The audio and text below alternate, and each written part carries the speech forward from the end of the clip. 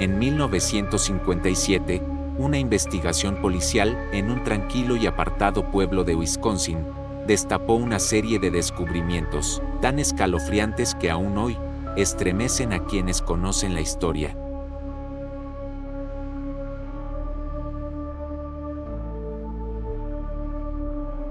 Una vivienda rural contenía restos humanos moldeados en muebles y utensilios.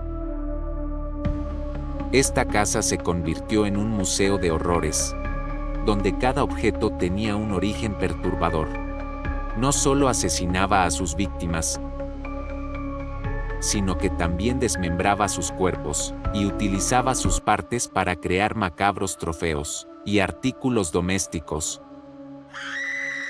Su historia ayudó a inspirar a los directores de películas como Psicosis, El silencio de los corderos o La matanza de Texas, capturando la deshumanización y el horror que este asesino representó en la vida real. A Edward Theodore Hein, un hombre solitario de 51 años, fue detenido casi por azar, una simple coincidencia que desataría el descubrimiento de uno de los horrores más macabros de la historia criminal, donde se encontraron con un mundo de pesadilla que parecía sacado de las páginas de un libro de terror. Un verdadero santuario del horror oculto a plena vista. La infancia influye de forma crucial en la personalidad y posibles trastornos mentales de muchos asesinos en serie. Y en el caso de Ed Gein, no fue diferente. Creció en el seno de una familia marcada por la figura autoritaria de su madre, y con un padre poco afectivo, además de tener graves problemas de alcoholismo. Así que su infancia transcurrió de forma traumática y violenta en una granja, aislada y alejada de la ciudad, creciendo bajo una estricta educación junto a su hermano. Tenía una fuerte dependencia hacia su madre y una nula relación con su padre, así que todo ese entorno propició una grave patología psiquiátrica. Hein se aficionó a leer cómics, revistas y libros acerca de asesinatos, muerte o violencia, incluso sobre las torturas que se llevaron a cabo en los campos de concentración nazis. Estos temas causaron una gran fascinación en él, llegándole a absorber y aislar hasta perder la noción de la realidad. Aunque asistía a la escuela, su madre le prohibió forjar ninguna amistad con sus compañeros y mucho menos con compañeras. Un punto crucial en la vida de Hein fue la muerte de su hermano Henry, en un incendio de causas sospechosas, hecho que años más tarde levantaría sospechas sobre su posible implicación, aunque nunca se pudo probar.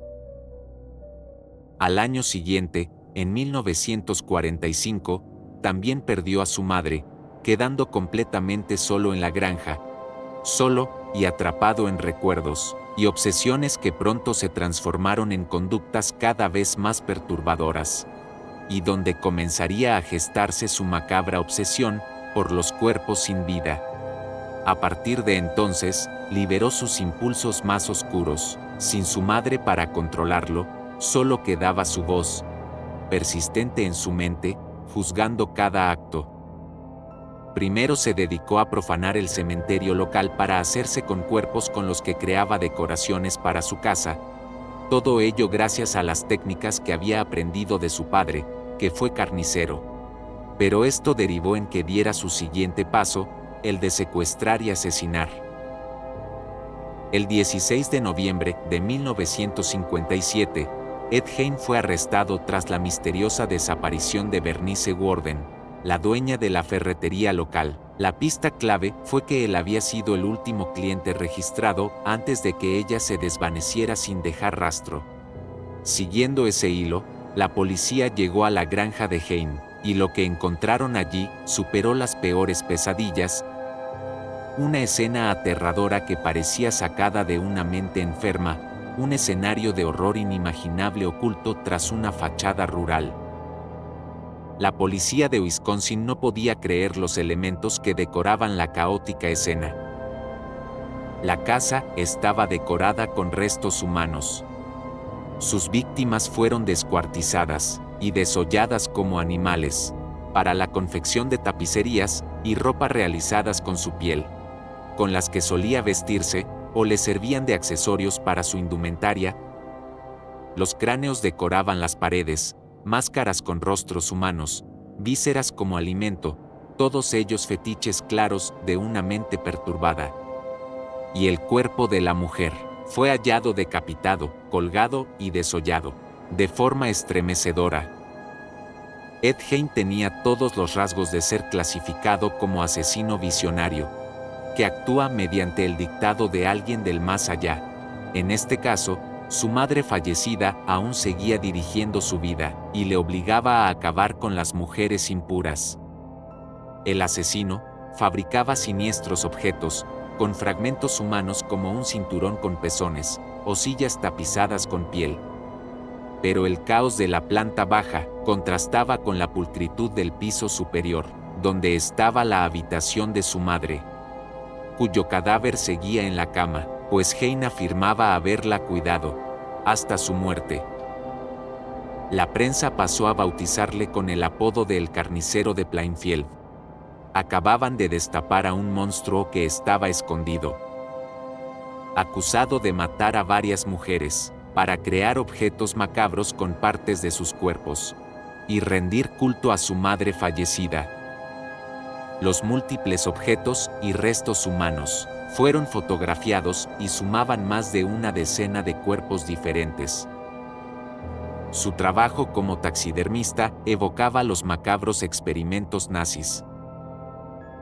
Negó haber matado a más mujeres, alegando que los restos provenían de tumbas que había profanado. Negó la necrofilia y el canibalismo, diciendo que olían mal. Confesó el asesinato de Mary Hogan, aunque no se pudo comprobar.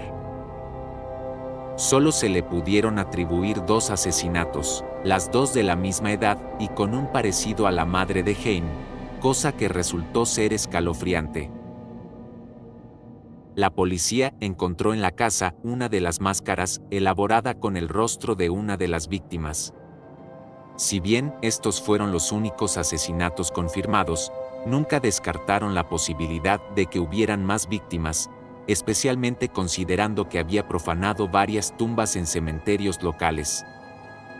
Los médicos diagnosticaron a Gein con esquizofrenia paranoide y otras psicopatologías, declarándolo no apto para juicio.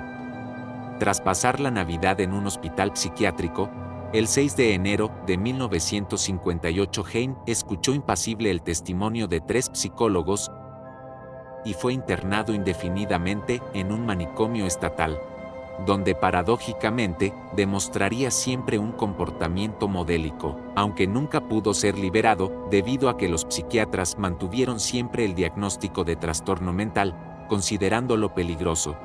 Aquella decisión judicial levantó tal oleada de protestas entre los habitantes de la localidad, que un día antes del Domingo de Ramos, la famosa Granja de los Horrores acabó en llamas.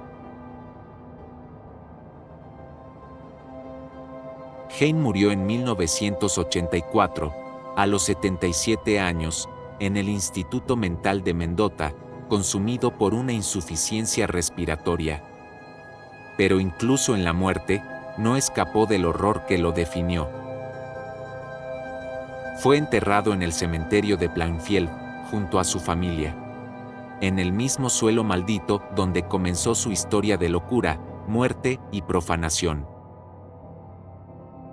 El caso de Gein fue crucial para comprender la relación entre criminalidad y salud mental, e influir en la justicia, y convertirse en un ícono del horror en el cine.